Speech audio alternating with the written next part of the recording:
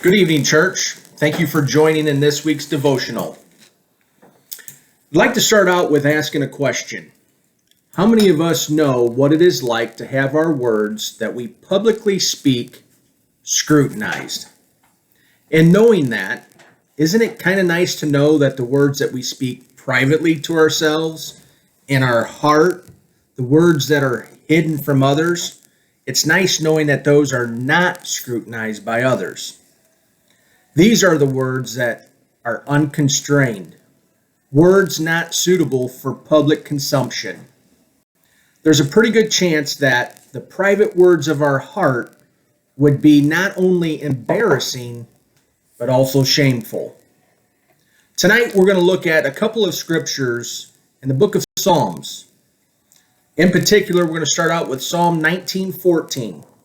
We're going to look at this verse that David wrote. May these words of my mouth and this meditation of my heart be pleasing in your sight, Lord, my rock and my redeemer. Now we gather from the verses prior in Psalms chapter 19, in fact, verses 1 through 11, that David knew more than anyone that despite God's magnificent gifts of creation and instructions for righteous living, that we humans fall far short of God's standards, not only in our deeds, but also in our thoughts. Many could say that David could be the poster child for sin. David proves that we humans struggle enormously with our public errors and hidden faults. Those that know David's past, isn't it bizarre that the Bible says that David was a man after God's own heart? A man who was overcome with a lust while he was observing Bathsheba taking a bath. It was his lustful meditations of his heart that led David to the sin of taking Bathsheba as if she was her own, as if she were his own. David's sinful meditations did not stop there. He went on to plot Bathsheba's husband's death, in fact. David wanted him killed so that he could cover up the sin that he just committed with Bathsheba. David continued his sinful path as he started to plan, strategize, and orchestrate one of the biggest scandals in history. Listen to this. For those of you who already know, and a refresher, but for those who don't know, Uriah was Bathsheba's husband.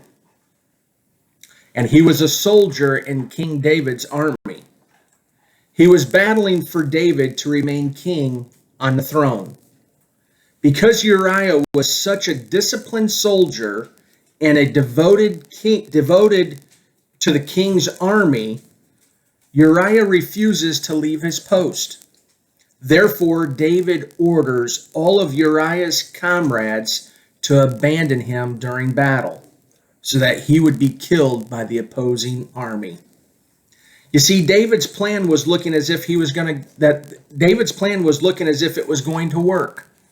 He thought that he was going to be able to keep his sin hidden and that his wicked meditations were going to succeed.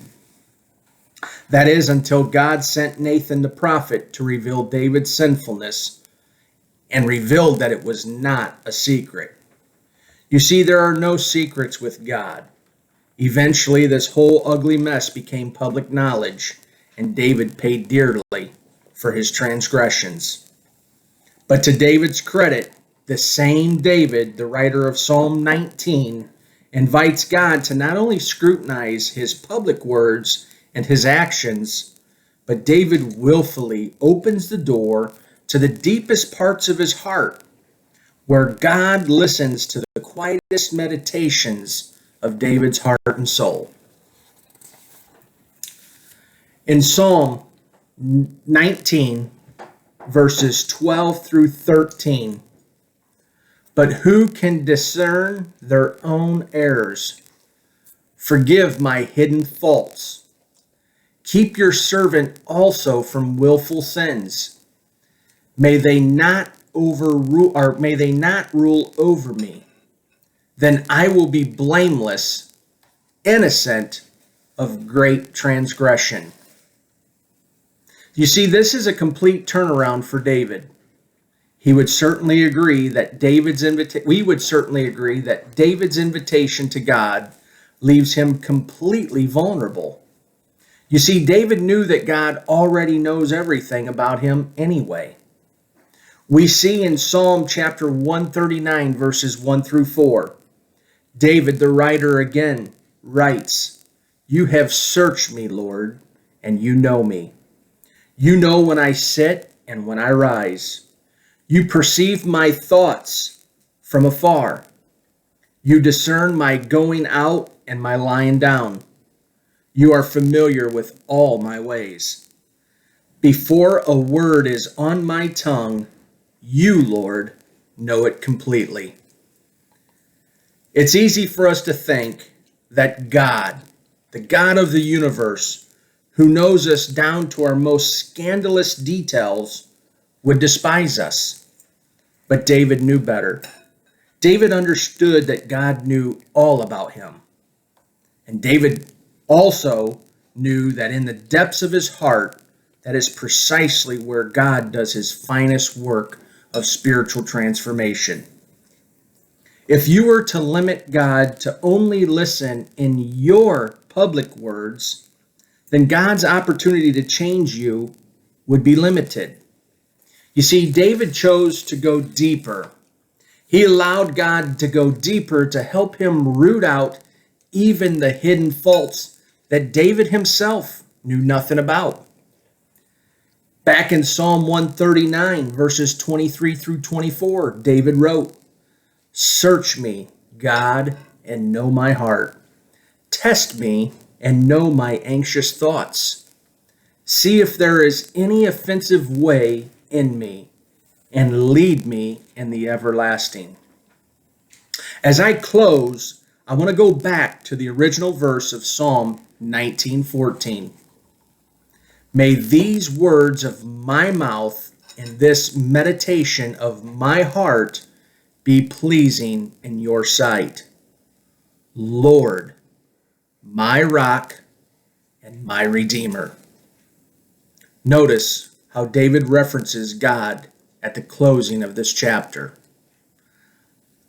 I'd like us to look at our own lives as we finish off here this evening. We've got many mistakes in our past. Some of our mistakes we've been able to keep hidden, or we feel that we've kept hidden from others. But after realizing in Psalm and the writer of David and his own personal experiences, we know that God knows everything. Whether the public know it or not, God sees all and knows all. Knowing that, I encourage us all to take a deep look at how David truly acknowledges his God. He acknowledges him for Lord. David is giving God the authority and control as Lord over his life. All of David's past mistakes, and let me tell you, they were big. He finally chose to let God have control over his life. David knew the path that he was going down was a path of destruction. He needed God to take control. He references him as my rock. David knew that his relationship with God was his security. It was his sturdy place when David's life would become shaky. Even though we've turned our lives over to Christ and we allow him to take control, there's still the flesh that we fight. The fight that we want to do things our way rather than God's way. When that happens, we run into turmoil. But we know that we can always go to God because he is our rock and he is our steady. And lastly, David acknowledged him as my Redeemer. David knew that his salvation came from the grace that God gave him. all of my past, all of my filthy rags, all of my unrighteousness, my wicked ways. Thank God for his great grace and his endless mercy. He is my salvation and he is my Redeemer. Thank you. Have a great rest of your week and see you soon.